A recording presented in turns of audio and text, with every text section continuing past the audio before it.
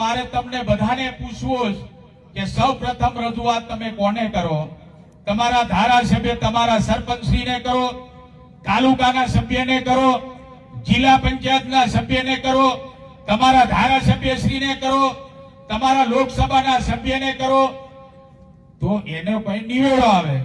આજ અહીંયા કઈ જેનું લાગતું વળગતું નહીં, જેના દ્વારા એક અહીંયા ઈટોળું એક કોકરું નહીં મુકાય, એની તમે વાતો સાંભળવા માટે કઈ આખા ડુંગરી બાજુ કરીને બેઠા જ ત્યાં તમે જાવ, એ હારી વાત છે? કોણ મને એ હારી વાત છે?